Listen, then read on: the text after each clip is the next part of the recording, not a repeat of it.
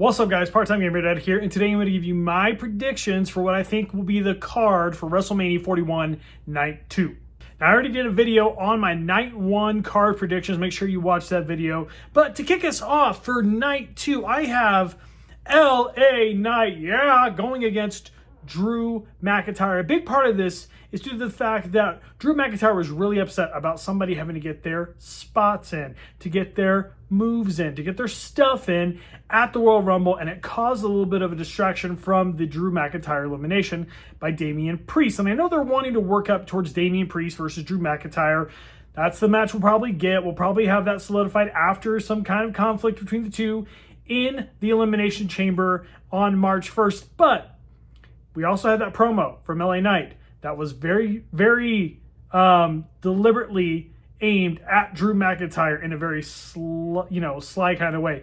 So why not have LA Knight versus Drew McIntyre? It elevates LA Knight. It gives Drew McIntyre something to sink his teeth into in a very different way, because LA Knight is a very charismatic, great on the mic, not a great worker, but he can really hold his own in terms of promos. Damian Priest is okay, but not to the same level as an LA Knight. So I think that would be a great singles match. There's already some just organic heat between the two built into the fact of who they are as individual people in real life. So let's lean into that. Give LA Knight a big babyface win against one of the perennial faces of the business in the last 5 years, Drew McIntyre. Be a great way to open up Night 2. Next up, we have a match that everybody's been clamoring for ever since one of these individuals was signed to the WWE, and that is Bianca Belair versus Jade Cargill. I think you have Jade Cargill return here soon, accuse Bianca Belair of being the one who attacked her and put her on the shelf for a while, threw her through a car, and didn't have Bianca Belair admit to it. I mean, listen, I don't love Bianca Belair as a babyface. I think she's very stagnant and has been for a while. Make her a heel. She could be a lot more interesting. Her husband and Angelo Dawkins, the Street Profits, are kind of like in this tweener, verging on heel phase of their career. So have them be a unit, or just have Bianca Belair become a heel and have her face Jade Cargill, because Jade Cargill, I think, is going to be the babyface coming back from injury. And I think they want to build towards Bianca versus Jade Cargill for WrestleMania. I would hate to see Bianca get a title shot against Rhea Ripley, not because I don't think that match should be good, but because that would delay this Jade Cargill versus Bianca Belair match another 6 months until SummerSlam, because they're going to want it on a Big 4 PLE. They're going to want it on one of their two biggest shows of the year, which are WrestleMania and SummerSlam. Doesn't matter how you feel about the Royal Rumble. That's my favorite show, but it is not held in the same regard as like a SummerSlam, at least from the WWE's perspective. So I have Jade versus Bianca Belair, with Jade Cargill defeating Bianca Belair to kind of start moving her towards the main event scene and that World Heavyweight Championship, maybe a match against a lady we're going to talk about right now. So this match is happening soon. I don't think it's going to happen at WrestleMania anymore, but it is the match that I picked when I originally created this list of matches.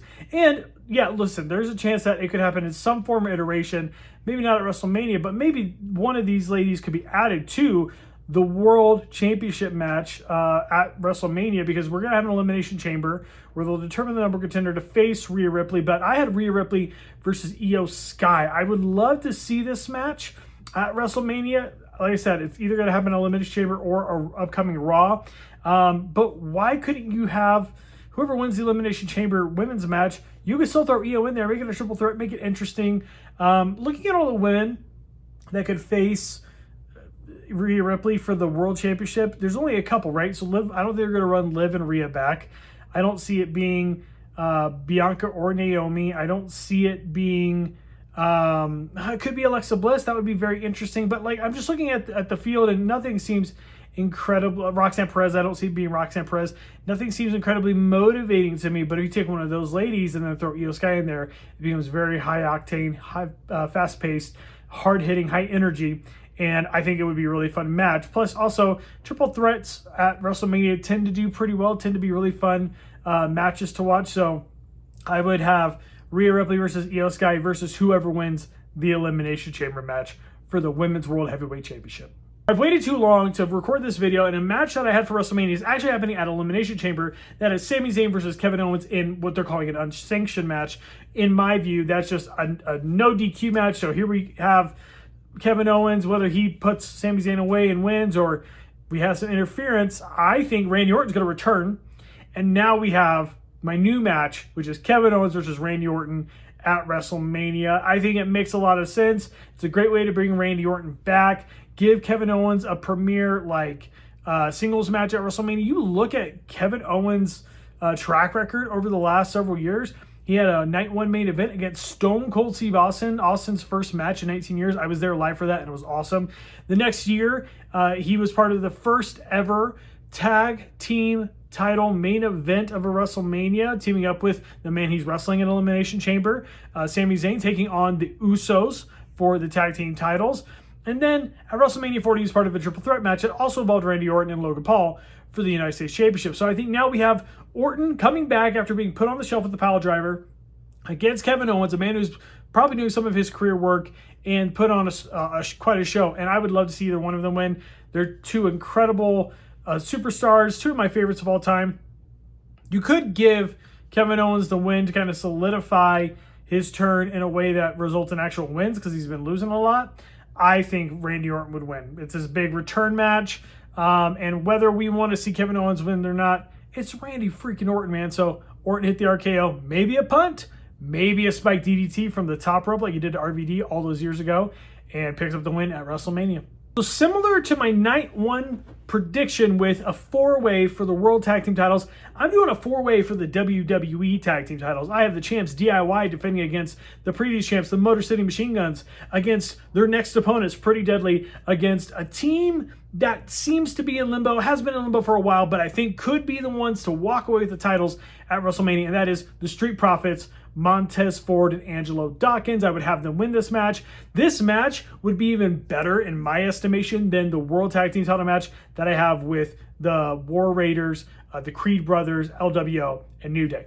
Obviously, Motor City Machine Guns are veterans of the business, as are DIY. Street Profits and Pretty Deadly are kind of the younger talents coming up. But I mean, Street Profits have been around for a while, and they haven't really done a whole lot over the last few years. This is a great way to kind of like revitalize their career, give them the straps, let them run with it, let them be tweeners. I think it would be a really interesting way to kind of bring the titles to the forefront of SmackDown, as well as get them on PLEs more regularly and let the Street Profits create a lot of very interesting stories. We see a lot of like moving pieces and dynamics on SmackDown right now with the tag team division. I think this is where we're heading. Could make it a ladder match, but right now I just have it as a fatal four-way tag team match for the belts.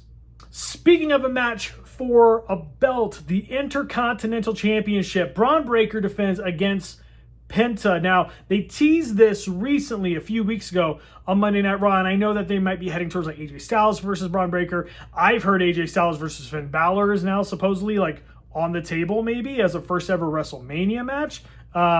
But they've wrestled in previous instances, but at WrestleMania, bring back the Demon Finn Balor against the Phenomenal One, that would be awesome. I would have Penta win. Penta has been doing a great job ever since he first started on Monday Night Raw. I've always loved Penta, back from the Lucha Underground days on in TNA Impact and AEW. Even though I'm not a big AEW guy, he has always been an incredible talent, really fun to watch, and he is way over with the crowd on Monday Night Raw. So give him the strap, and then we can continue to see that high caliber of wrestling output that we've seen in the Braun Breaker era. Like, whether you like Braun Breaker or not, he's putting on banger after banger, very similar to Sheamus. Sheamus and Ludwig Kaiser kind of being in the stratosphere of having these epic matches with Braun Breaker. You can continue that feeling with Penta being the face of the IC division, and then Braun Breaker can go move on to bigger and better things. And then the main event of WrestleMania 41 Night 2, the main event of WrestleMania, and I'm giving you my prediction for the Elimination Chamber now, and I need to make that video before I go on my cruise in a couple days. Cody Rhodes defends the WWE Undisputed Championship against what they call the GOAT, the Doctor of Thugonomics, the leader of the C Nation, John Cena, as John Cena tries to break Ric Flair's record of 16 world championships. Obviously, that number is skewed, but for the sake of the canon of WWE, Ric Flair has 16 world titles, John Cena has 16 world titles. Let's get John number 17. Let's have him right off into the sunset, knowing that he won his final WrestleMania match in the main event of WrestleMania, and this turns Cody heel. Cody says, I worked so hard to finish my story. John, your story was finished. You left a legacy that no one can even dream of accomplishing. You had 16 world titles. Why did you need number 17? And why did you need it at my expense? You could also have John Cena turn heel and create a new wrinkle, a new layer of his character as he heads into the final year of his career. Either way, you're taking one of these really well-loved, really cherished baby faces, generational heroes to fans all across the world, fans of the WWE, and turning them evil. Or do you just have babyface versus babyface? You could do that. We've seen how that's played out in previous WrestleMania main events. Rock Austin 2, Cena Rock. We've seen how this has worked out. And guys, I'm telling you right now, if this match happens, someone is turning heel either before or during the match to win that match and either retain or win the World Championship. Or it will send someone on a downward spiral. And I think that somebody would be the American Nightmare, Cody Rhodes. Guys, let me know what you think about my card for night 2 of WrestleMania 41. Night 2, I am going to be making a couple more videos. These will be coming out during a time where I am actually not here in the country. I am on a cruise with my wife and my friends. So during that time, make sure you watch the videos, like the video, subscribe to the channel, comment down below your thoughts on what we're talking about, and I will see you very soon.